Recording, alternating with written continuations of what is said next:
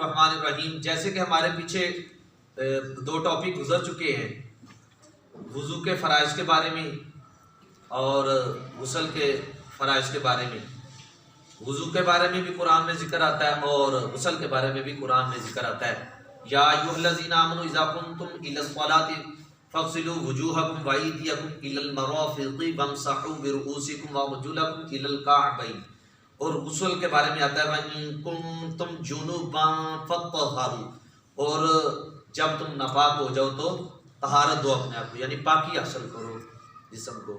تو آج کا ہمارا جو بیسیکلی آج کا جو ٹاپک ہے وہ ہے کہ اگر آپ کسی ایسی جگہ پہ چلے گئے، صحرا میں چلے گئے، یا آج کہیں آپ بیماری کی حالت میں ایسے ہیں کہ ڈاکٹر نے آپ کو منع کیا ہے کہ پانی کے قریب نہیں جانا، اور یا آپ صحرا میں چلے جاتے ہیں تو کہیں دور دور تک آپ کے حد نگاہ تک بھی کہیں دور تک نہ کوئی بستی نظر آ رہی ہے۔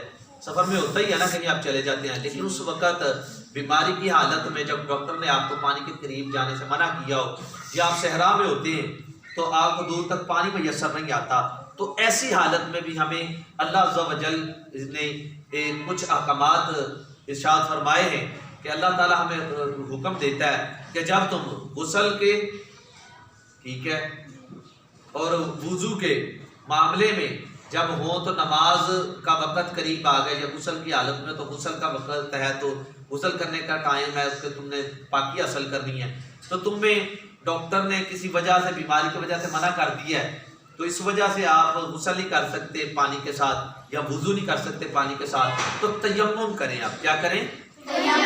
تیمم کریں۔ تو اس کے کتنے فرض ہیں؟ 3۔ کتنے فرض ہیں؟ کتنے فرض ہیں؟ تیمم کے کتنے فرض ہیں؟ جی، سب سے پہلا فرض ہے نیت کرنا۔ کیا کرنا؟ نیت کرنا۔ جی، دوسرا فرض ہے پاک مٹی پہ ہاتھ مار کے تھوڑا سا ہلکا سا جھاڑنا ہے تو وہ پھر چہرے پہ مارنا، دوسرا فرض۔ اور تیسرا فرض پھر پاک مٹی پہ ہاتھ لگا کر تو پھر وہ کونیوں سمیت ہاتھوں تک یہ مٹی کے اوپر مارے۔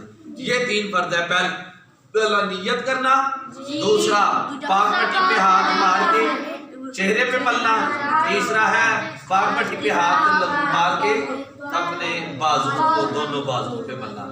یہ ہے جب آپ بیمار ہو شرعی طور پر، اور کوئی اچھا ڈاکٹر جس کا جو ہے نا، جیسے MBBS ڈاکٹر ہوتا ہے، کوئی اچھا ڈاکٹر ہوتا ہے پروفیسر لیول کا MBBS ڈاکٹر ہوتا ہے، اسپیشلائزیشن کی ہوتی ہے اس نے، اسپیشل ایک ڈاکٹر ہوتا ہے، وہ آپ کو کرے، عام ڈاکٹر کے کہنے میں نہیں، کیونکہ شریعت ہمیں وہاں جا کے رخصت دیتی، اجازت دیتی ہے جہاں کچھ معاملات اس طرح کے ہوں، تو کوئی معالج بتانے والا جو شریعت کے خلاف نہ جاتا ہو شریعت، کیونکہ سب سے پہلے ہمیں اللہ اور اس کے رسول صلی اللہ علیہ وآلہ وسلم کے احکامات کو دیکھنا پڑتا ہے، پھر اس کے بعد جا کے ہمیں شریعت اجازت دیتی ہے ان احکامات کے زیر سایہ رہتے ہوئے، تب جا کے ہم نے یہ معاملات کو کرنا ہوتا ہے۔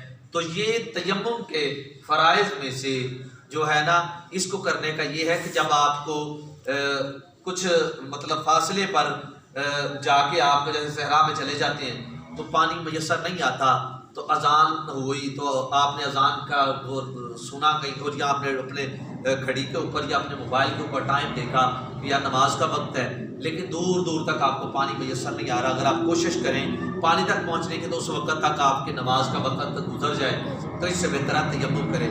یا بیماری کی حالت میں ڈاکٹر نے منع کیا کہ اگر آپ پانی کے قریب جائیں گے تو آپ کا مرض بڑھ جائے گا، تو ایسی صورت میں ہم تیمم کریں گے۔ تو تیمم کے فرائض ہیں 3 جو آپ نے الحمدللہ بتا دیے، پھر سے میں دوبارہ ریپیٹ کر دیتا ہوں۔ تیمم کے فرض ہیں 3، سب سے پہلے نیت کرنا، دوسرا پاک مٹی پہ ہاتھ مار کے ہلکا سا ہاتھ کو آپس میں ملانا ہے، دوسرا فرض ہے چہرے پہ مٹی کو ملنا، تیسرا ہے دونوں کونیوں سمیت ہاتھوں کے اوپر مٹی کو ملنا۔ یہ تھے تیمم کے فرائض جو میں نے آپ کو الحمدللہ بتا دی۔ آج کا ہمارا یہ بھی ٹاپک اللہ کے فضل کے ساتھ کمپلیٹ ہوا۔